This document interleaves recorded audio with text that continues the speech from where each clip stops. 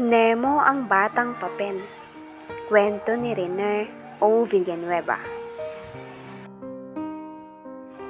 May isang pambihirang bata na ang pangalan ay Nemo. Si Nemo ay isang batang yari sa ginupit na dyaryo. Siya ay isang laruan, isang batang papel. Inggit na inggit si Nemo sa mga bata. Tuwing nakikita niya ang mga bata sa palaruan sa paaralan, gustong-gusto rin niyang maging bata.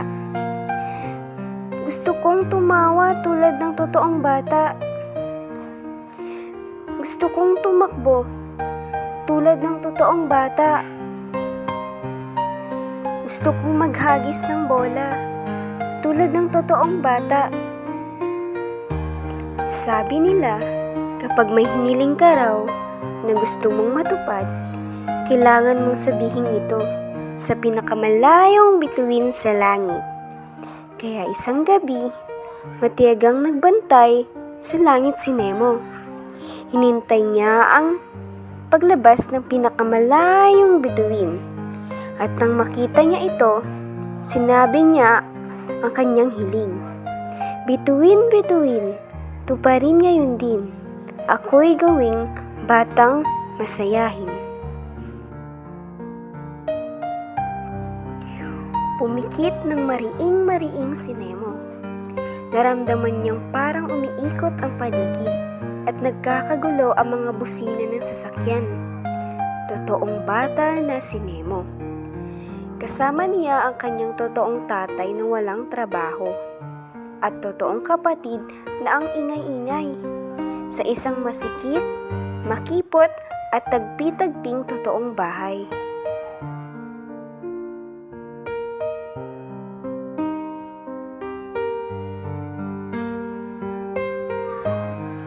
"Huwag kayong tatamad-tamad!" sigaw ng kanyang totoong tatay. "Magtrabaho kayo!" Kaya napilitang tumakbo si Nemo palabas ng bahay. Palakad-lakad si Nemo sa kalye. Hindi niya pansin ang mga humahagibis na bus. Isip siya ng isip kung paano makakatulong sa kanyang totoong pamilya.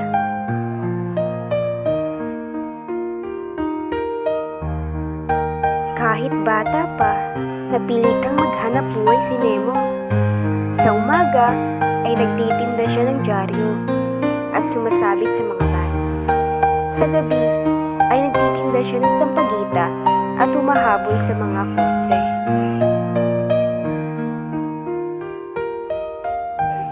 Pagod na pagod si Nemo araw-araw.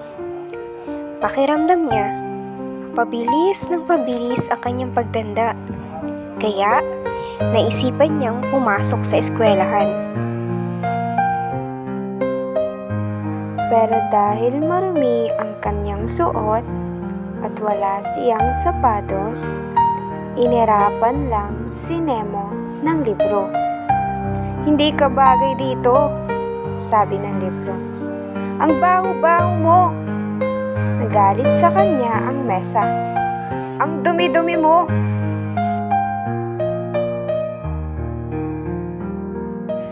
Kaya napilitang tumakbo si Nemo.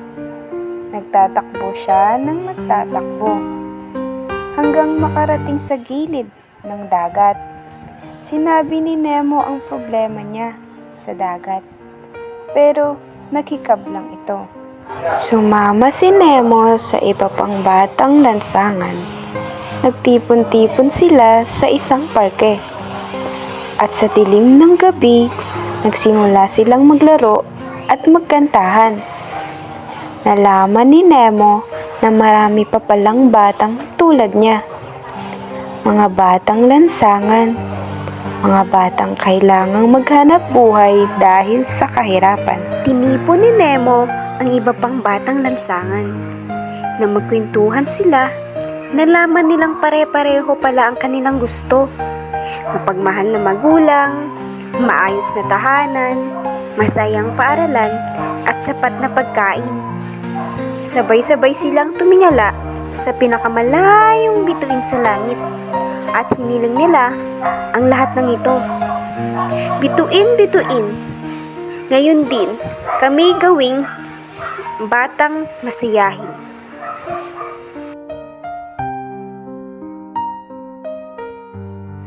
Sa isang iglap, ang mga bata ay naging batang papel.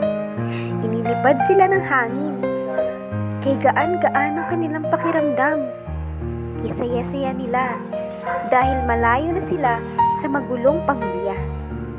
Malupit na eskwelahan at mapanganib na kalsada.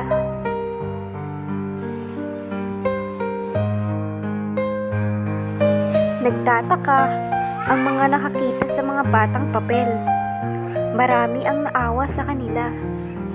Pero ang hindi nila alam, mas maligaya ngayon ang mga batang papel, gaya ni Nemo, kaysa sa mga totoong bata na kailangang mabuhay sa malupit na kalsada.